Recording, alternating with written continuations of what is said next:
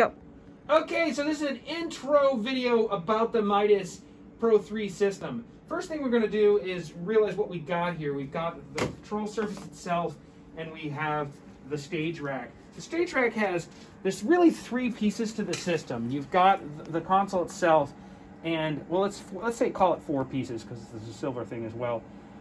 This down here is kind of the equivalent of, because everyone in this class should be familiar with the profile, this is the stage rack, this is the I/O, this is the front of house rack, this is the brain, this is actually where all the audio processing goes on, and this device here is a format converter, and what we use it for is to convert from MADI to the Midas protocol, okay? You can see I've turned it on, it's just plugging it in and turning the power on. There doesn't have to be a particular order here, what goes first, Pro 3 and this, it doesn't really matter what's first. So let's go to the Pro 3. And if you don't mind swinging around from the back. Powering on, there are three power supplies. And a power switch here. I typically just use the power switch on the attached power strip. And it should light up here in a second if I did my job correctly. There it is. And let's see. You want to be patient. You don't want to mess with the console when you're booting it. You want it to go through its process. There are two computers in this thing.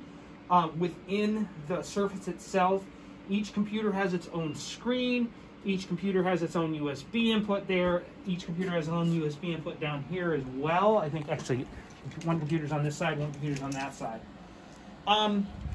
It's kind of cryptic, it's PC over here, but I occasionally, if you get to a point where neither screen does not launch correctly, and at this point, we still are not there yet because I'm seeing pretty pictures, I'm not seeing console pictures. You may need to reboot the thing. It is a bit unstable, doesn't like travel, it's a little old, it's cute. That one's, we're making progress here. And it's looks like it's left in the last Cashman show. Guest vocal, guest guitar, guest mic. I don't know who mixed that last show, I can't remember. This was been many months ago, and we've had a pandemic since then. But we're being patient, and this one's good. If you get to the point where you get console stuff on both screens, you're happening. If you get to a point, there you go. So everything is fine. We're good. A little bit more tour of what's going on here. The two things have to connect. Let's look at the back of this. As I said a moment ago, the bottom is the stage rack, and it's pretty simple. You've got 48 inputs and 16 outputs, redundant power supplies. The protocol that this guy uses is something called AES-50. AES-50 is AES over Ethernet. Not too, and I believe you get 16 channels of I/O on each one of these Ethercons, and 16 plus 16 is 32, plus 16 is 48, so that's how you get your 48. So these three Ethernet cables come up and they connect to the, what I would call the front of house rack, the actual brain of the system, and you can see here the flashing green lights means they're talking, and here's 1 through 16, 17 through 32, and 40 and 33 through 48. So this is how these three here are the connections from the DL251 stage rack. These three are another 48 inputs, and they're connecting to what with the silver box on top. As I said a moment ago, the silver box converts MADI to AES-50. So MADI's going to come in here on this card right here, MADI in and out, and they're a little hard to read. They're actually very hard to read. They're underneath the screw itself. There you see a TX and an RX. TX is transmit, which means it's the output. RX is receive, meaning it's the input. I purposely don't label these because I think seniors at this level in our program should be able to figure that out. But TX is out and RX is in. These are the MADI in and out.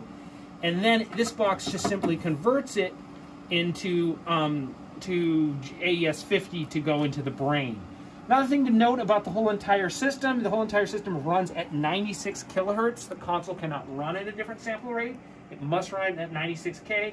Since we do all our mixes in Pro Tools at 48K, the silver box actually converts 48K to 96 kilohertz, and it does not need a clock to do it. There's no external clocking. You don't have to have one master, one slave kind of weirdness. It literally takes all the data, converts it 96K, and clocks to the console. So it's a really interesting format that I do not see with other consoles. So that's all you need to know. Maddie's going to go in here, and the last thing is we'll show it in the moment on the console, but you have to get the console to talk to the stage rack. You really only need one of these. The second one is redundant, but there's an X and a Y, and it doesn't matter if the cables are labeled or not. But I'm going to plug X here, and that's Snake X and Snake Y. And we'll go to the back of the console and find the X and the Y port, and they are already wired up, X and Y. And I'm seeing happiness, I'm seeing green. The solid green is the one it's using right now. It's using Y, and X is temporary. Or maybe I've got that backwards, but as long as you don't see a red flashing or a red solid, you're okay. And if you look at the front of this thing, you'll see everybody's happy. X is happy, Y is happy, no weird rednesses. We do have some red here, but that's okay. We own a Pro 3. A Pro 3 doesn't have, well, we aren't using those ports. So we're all good. End of video.